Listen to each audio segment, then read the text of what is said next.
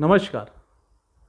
आज की तारीख में हरा चारा, सूखा चारा और कैटल फीड, पशु आहार हम बोलते हैं, इसके जो रेट है ना वो बढ़ते जा रहे। वो रेट बढ़ने का कारण क्या है? सिंपल सी बात है, उसका शॉर्टेज हो गया है और डिमांड तो बढ़ते जा रहा है। और उसके वजह से क्या हो रहा है कि ये रेट्स बढ़ते जा रहे हैं। अब ये रोकेंगे कैसे?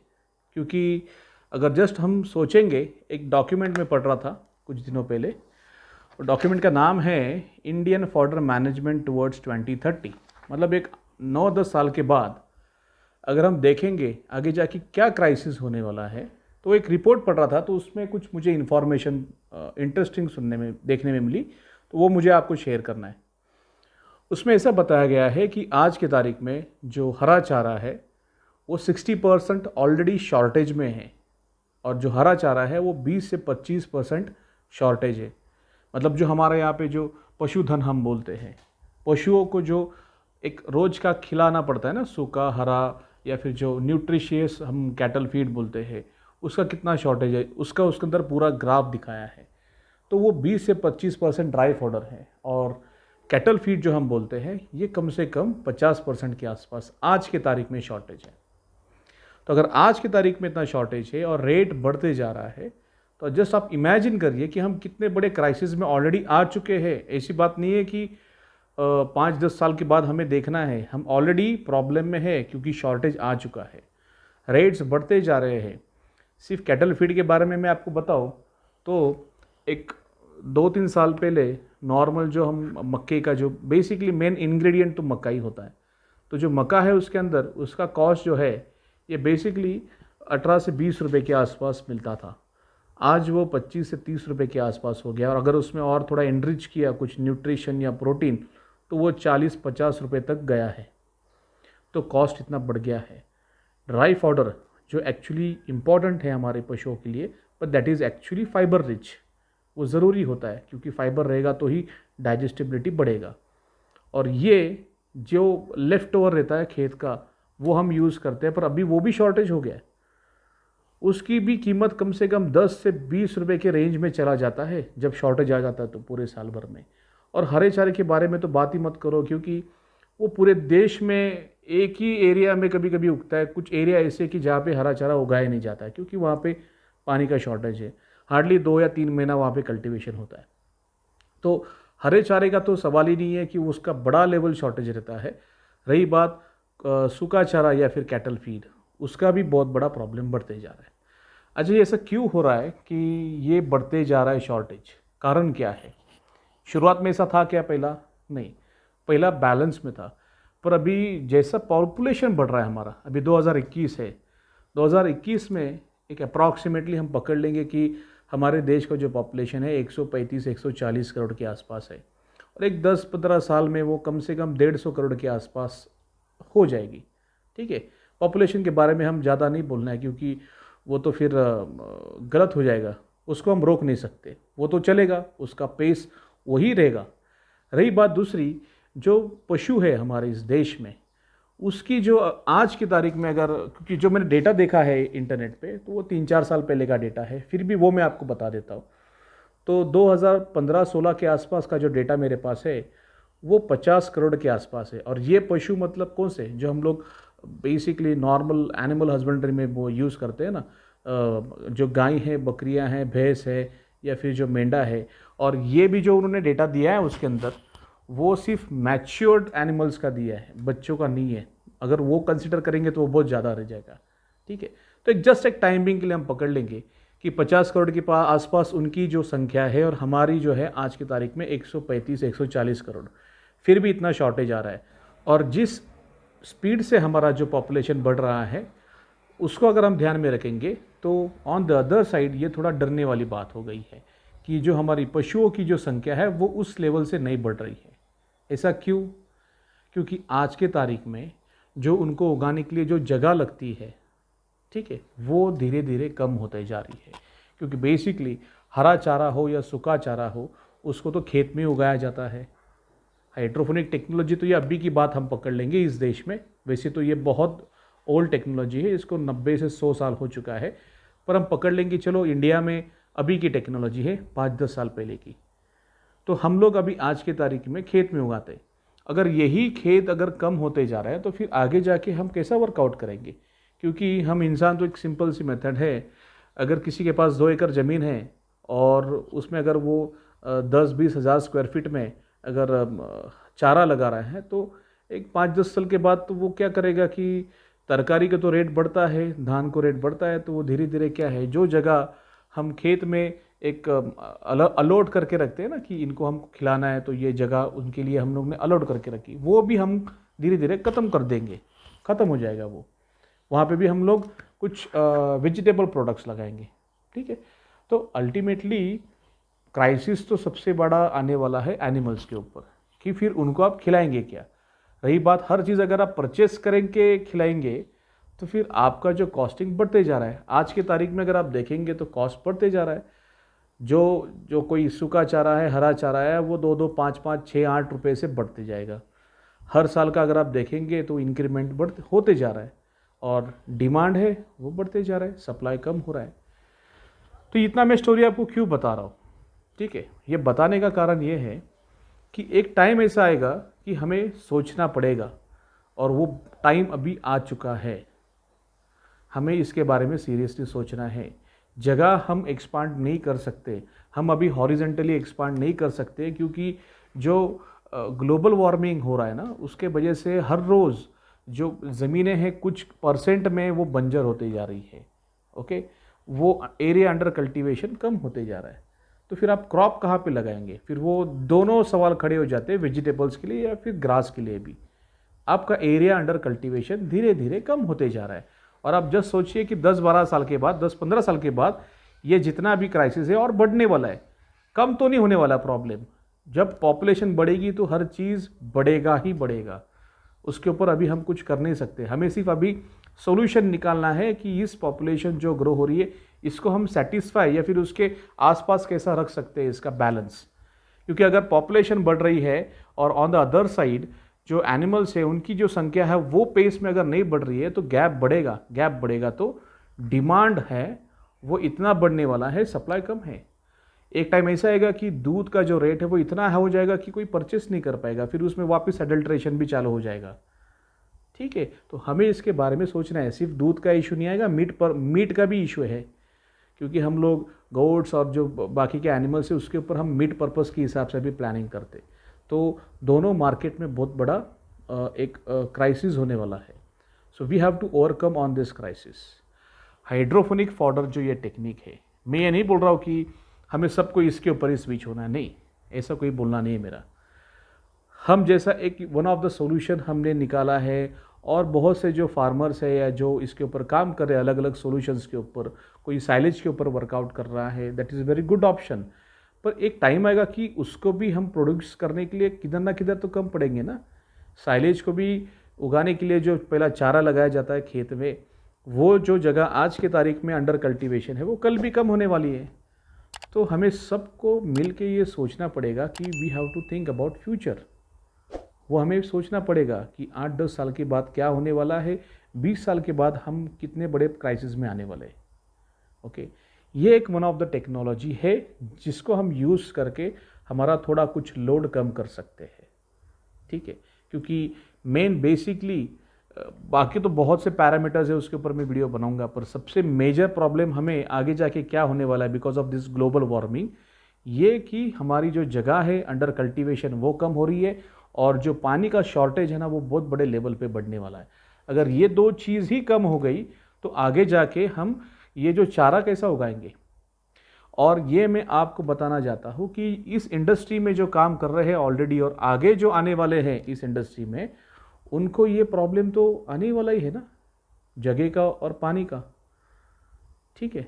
जगह का जो कॉस्ट है वो बढ़ते जा रहा है धीरे धीरे, ओके। कम तो किधर भी नहीं हो रहा है। पानी का तो कॉस्ट अभी वो छोड़ दीजिए, एक टाइम ऐसा आएगा कि पानी ही नहीं मिलेगा। कुछ एरिया ऐसे है कि जहाँ पे बारिश ही नहीं होती है, हर चीज़ आप पानी परचेस करके वर्कआउट नहीं कर सकते, ओके। डेजर्ट होने के लेवल पे धीरे धीरे अगर हम कुछ नहीं करेंगे तो ये प्रॉब्लम आने वाला है। हम उसके ऊपर तो बात नहीं करना चाहते, पर हम इतना तो बोलेंगे कि how we can overcome this problem, okay. So to overcome this problem, this is one of the option, we can switch on this option. Okay, तो हाइड्रोफोनिक फॉडर, अब ये हाइड्रोफोनिक फॉडर है क्या? ये बेसिकली अंकुरित चारा बोलते हैं, मैं इसको स्प्राउट फॉडर भी बोलता हूँ। जब हम स्प्राउट या अंकुरित ये वर्ड यूज़ करेंगे तो फिर कुछ लोगों को ये बहुत आसान होता है समझने के लिए। हाइड्रोफोनिक ये वर्ड कभी कभी डिफ़िकल्ट हो जाता है प्रोनाउंस करने के लिए या फिर ध्यान में रखने के लिए, पर जैसा इसका एक पहचान है इसलिए हम इसको बेसिकली ये वर्ड यूज़ करते हैं हाइड्रोफोनिक, क्योंकि ये एक टेक्नोलॉजी है वाटर बेस जिसको हम उगाते हैं। मैंने कुछ वीडियोस में आपको बताया भी होगा कि वर्टिकल फार्मिंग ये अपकमिंग नेक्स्ट फ्यूचर है हमारा, हमें वर्टिकल फार्मिंग में स्विच होना पड़ेगा। तो ये भी एक one of the vertical farming का ही कॉन्सेप्ट है। आप मेरे पीछे देख सकते हैं, ये वर्टिकल फार्मिंग है, हम इसको शेल्फ बनाते हैं और उसके ऊपर चारा उगाते हैं। अभी हमें वर्टिकली ऊपर किस तरफ ग्रो होना है, अभी हॉरिजॉन्टली हम ग्रो नहीं हो सकते। एक बात मैं ये भी बताना चाहता हूँ, कुछ लोग जिनके पास ऑलरेडी बहुत ज़मीन है 10, 15, 20 एकड़, 50 एकड़, उनको भी मैं ये बताना चाहता हूँ कि it is also alarming for you also, because in 15-20 years आपके पास जो जितनी ज़मीन है वो ज़मीन उतनी नहीं रहने वाली है, ठीक है। क्योंकि जैसे पॉपुलेशन बढ़ती है तो बंटवारे हो गए तो उस ज़मीन के भी टुकड़े हो गए, ज़मीन के टुकड़े हो गए तो कुछ एरिया अंडर कल्टीवेशन रहेगा, कुछ इंडस्ट्रियलाइज भी हो सकता है, कोई इंडस्ट्री करेगा, कोई एनए प्लॉट करेगा।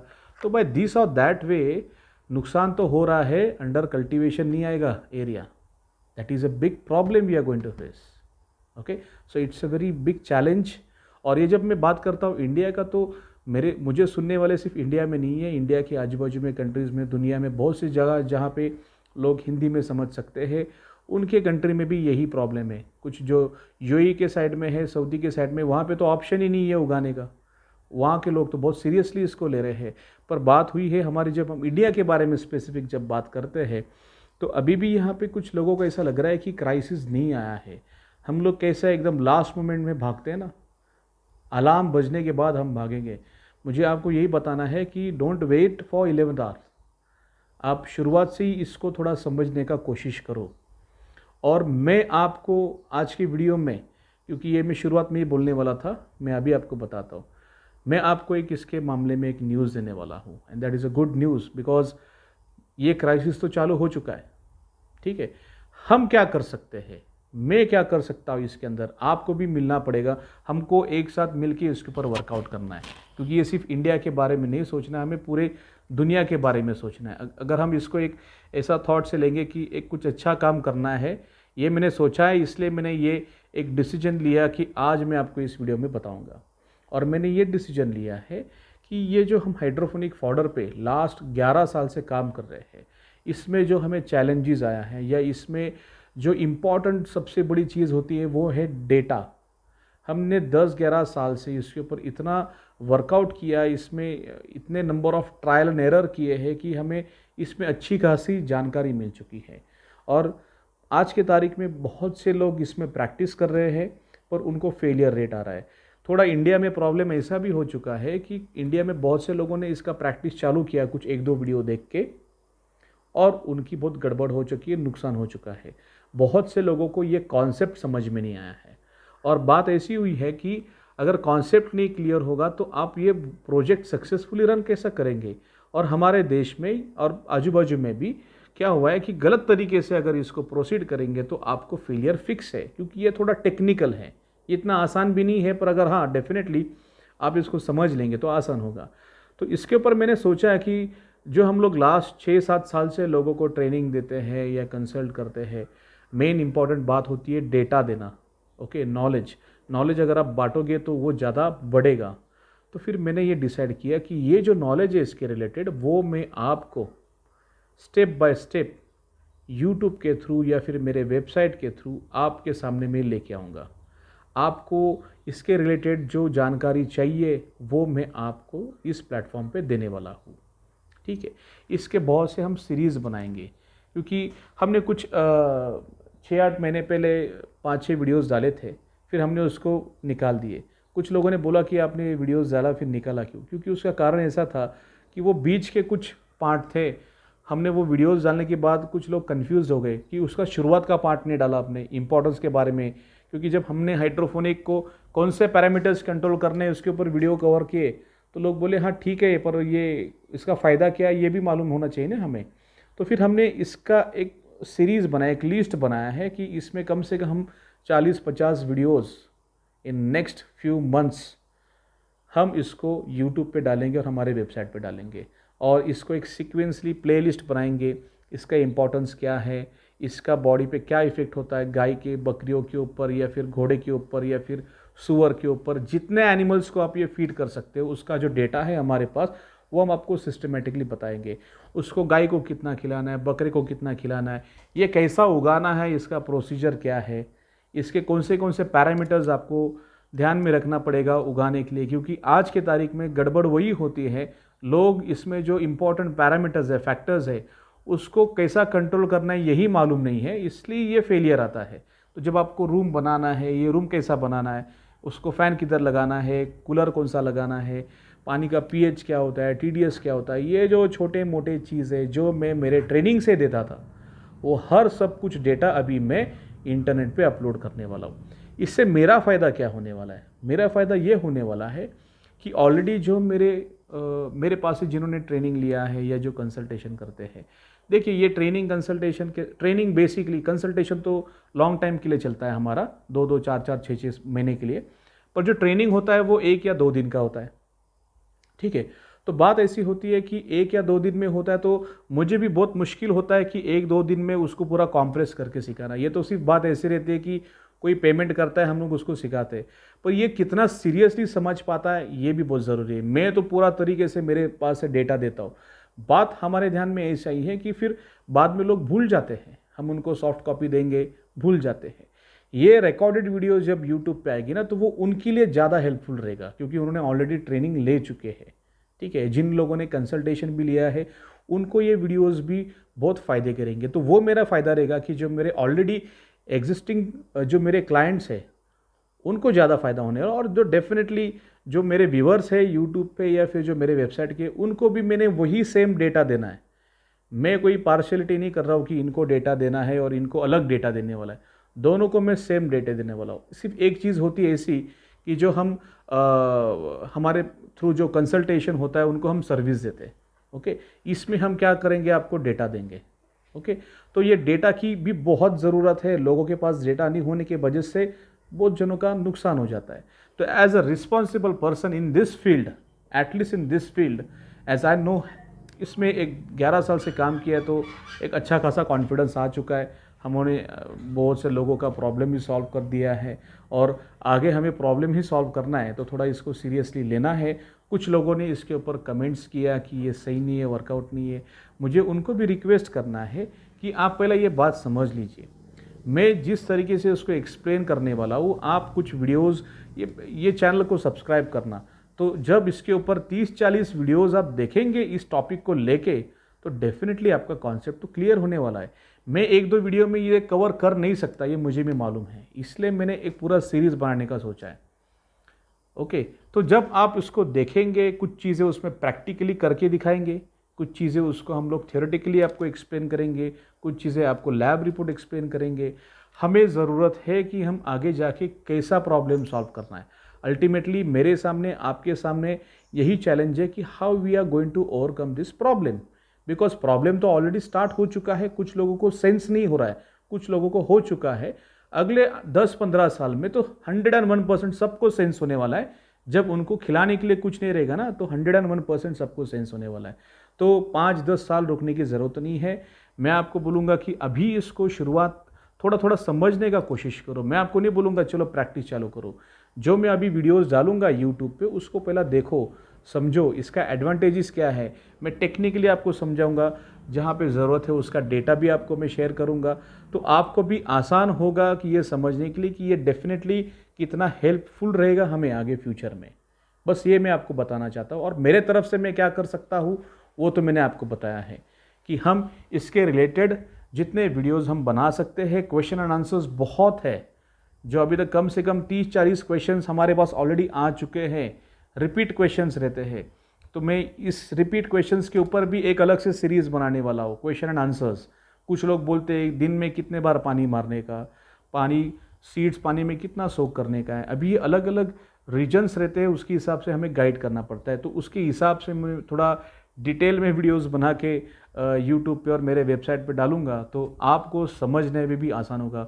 और बेसिकली ये जो हिंदी वीडियोस बना रहा हूँ ये एशियन कंट्रीज़ में, मतलब इंडिया में है या फिर पाकिस्तान है या फिर बांग्लादेश, नेपाल और यूएई, सऊदी, जो हिंदी समझ सकते उनके लिए तो ये आसान है समझने के लिए, या फिर जो हिंदी समझ सकते हैं इंडिया के बाहर कोई भी कंट्री में तो उनके लिए आसान है। पर कुछ लोग ऐसे भी हैं जिनको ये लैंग्वेज नहीं समझता है, तो हमने ये भी सोच लिया है कि एक नया चैनल बनाएंगे जो इंग्लिश में रहेगा और वहाँ पे भी हम लोग एक सीरीज़ चालू करेंगे और वही जानकारी हम टोटली नए से शूट करके वापस वो इंग्लिश में वीडियोस डालेंगे। क्योंकि ये सिर्फ इंडिया में प्रॉब्लम नहीं है, पूरे दुनिया में प्रॉब्लम है, बल्कि मैं तो बोलूँगा दुनिया में ज़्यादा प्रॉब्लम चल रहा है। क्योंकि आज हम लोग कुछ लोगों के साथ कनेक्ट है तो हमें पता चल रहा है कि वहाँ पे तो क्राइसिस ऑलरेडी चालू हो चुका है। वहाँ पे डेजर्ट है तो वो क्या उगाएंगे, बारिश ही नहीं होती है। अभी यूएई में हमारे कुछ क्लाइंट्स है, बारिश ही नहीं होती तो वो तो उनको इस कॉन्सेप्ट पे ऑलरेडी स्विच होना ही है, डेजर्ट है वहाँ पे, तो क्या सोचेंगे। अभी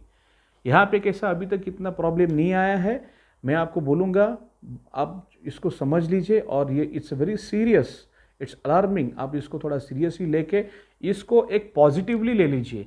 मैं नहीं बोलूँगा कि ये बहुत बड़ा क्रांति लेके आने वाला है, हम कोशिश करेंगे कि ये फॉर्डर सिस्टम आपको थोड़ा सा भी अगर सपोर्ट कर दिया तो मुझे बहुत अच्छा लगेगा। मैं जो कोशिश कर रहा हूँ आपको देने का, I will be very much happy in that case अगर ये आपको टेक्नोलॉजी आप तक पहुँचे। मेरा आज के बाद यही काम रहेगा कि how I can bring awareness in you, क्योंकि कुछ लोगों के पास गलत इन्फॉर्मेशन है। मैं ये अवेयरनेस करने का काम चालू कर रहा हूँ। इसके ऊपर मैं एक वीडियोज़ आपके सामने लेके आऊँगा, कुछ ब्लॉग्स भी रहेंगे, जो तरीका रहेगा मैं आपके सामने आऊँगा और ये सब डेटा आपको देने वाला हूँ। सो उसके लिए आपको डेफिनेटली चैनल को भी सब्सक्राइब करना पड़ेगा और वो बेल आइकन बजाइए और उसको दबाइए तो फिर आपको जो नोटिफिकेशन आएगा वो भी। और वेबसाइट पे भी अभी तो हमने वेबसाइट पे कुछ डाला नहीं है, उसको प्रॉपरली सही से ऑर्गेनाइज करेंगे और बहुत ही जल्दी जो वीडियोस इसके ऊपर आएंगे वो उसके ऊपर भी आएंगे। क्योंकि हर चीज़ इसमें सीरीज़ में होती है कि नहीं मालूम नहीं है, वेबसाइट पे प्रॉपरली हम सीरीज़ में भी डालेंगे तो आपको आसान होगा एक्सेस करने के लिए। ओके, सो नेक्स्ट वीडियो में जल्दी से लेके आओगा, तब तक के लिए bye. Thanks for watching this video.